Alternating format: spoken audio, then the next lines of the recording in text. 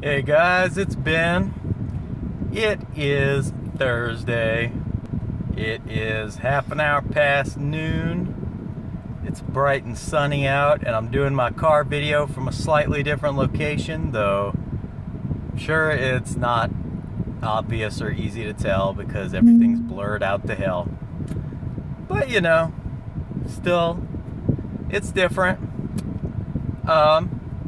We are on day 3 of Outlaw Nights being live on Indiegogo. The donations have been trickling in pretty slowly, but I've been getting a lot of word from people who are telling me that they're just waiting on payday. They're waiting on whatever they gotta wait on in order to do it. I choose to believe that. Mostly because I understand what that's like, most definitely. If I had the funds necessary, I would finish this damn book myself, like with just me rendered and Pressy, and then I'd put it out there for everybody to get on Indiegogo, and then that way we'd be able to do this super quick. But unfortunately, reality is not so kind. So yeah, we're on day 3 of the Outlaw Nights launch. We're also on month 3 of this Comicsgate civil upheaval. I mixed it up a little bit on Twitter a little while ago. Well, I didn't really mix it up because I was mostly just being sarcastic and I was very quick on the quips, and because these are particularly, I'm not going to mention who, I'm not going to mention what faction they're with, because it doesn't frickin' matter, it's not worth it. Because I think ultimately the behavior is indicative of every side right now. Well, not like everybody in every side. I'm not saying that. I'm saying that there are examples of this behavior coming from every side. Somebody posted some backhanded thing about one of the major factors, war campaign. It just seemed kind of like a backhanded quip. It didn't seem like anything super major. It was pretty in your face. It was a sick burn, but it seemed more like just one of those passive aggressive little Twitter moments. It didn't really matter. And in my overzealousness of promoting this, I dropped a link to the Indiegogo in that thread, and I was lambasted by people. I was literally called evil for this whole thing. It made me laugh because I was, I thought I was being pretty reasonable. Maybe, I agree that it probably wasn't appropriate of me to drop in the link there. But by the same token, I had just kind of hit this point where I'm like, why are we calling it Comicsgate if it's not about comics? What's the point? Are we gonna do this stupid Twitter internet back and forth thing? Are we gonna, this bizarro faction warfare? It's like, who do you side with? Do you side with Ethan or do you side with Edwin? Pick a side. I want to sell my comic, this stuff is silly. That's what it is. It's silly. If I participate in any of it, I participate in just the silly stuff because it's funny. I think it's funny. It makes me laugh. And it doesn't hurt anybody. But, it's just so crazy how, everybody is just looking to read into everything with just, there's all these ulterior motives. There's all these oh, they're in talks with this person and that person and blah blah blah. Like, is it the comics? What happened to the comics? Yeah, Cyberfrog came out. That's awesome. I'm not hating on Cyberfrog. I'm not hating on Ethan, but I'm kind of tired of hearing about it. You know what I mean? Like, I wanna get the book. It's in the mail. It's coming. But like I feel like there's more to Comicsgate than just Cyberfrog. You know what I mean? We got a bunch of projects going on. You got a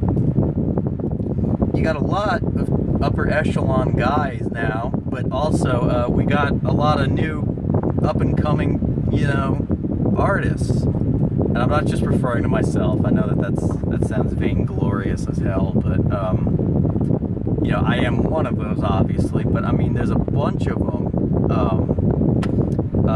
Sean Davis with Blanket Man and Pillow Man and Blanket Boy. I mean, you got Oddity with Sweens. You got all these, you got all these books.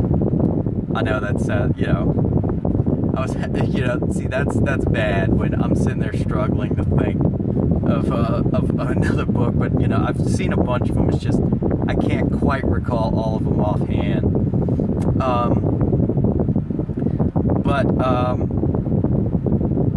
don't know. It's like I want to see this thing grow more, and the biggest thing, and I mentioned this in a previous video, but the biggest thing is that when I see people just announcing, well, Comicsgate's dead, that's it, it's over. We had a good run, we had a barrel of laughs, but it's over. When you declare it's over, that's when it's over. When you come out and you say, we lost, that's it. That's when it's over.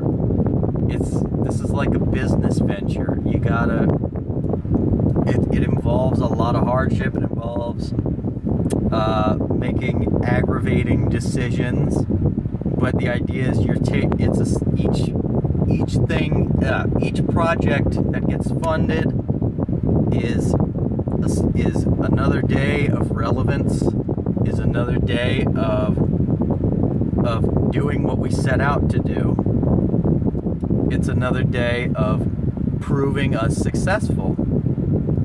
So when everybody decides to play the Twitter game of let's read each other's stuff and just kind of infer things, and when I say this, keep in mind, I'm not sitting this as like I'm pointing the finger at everybody and being like, you're all doing this and you're bad.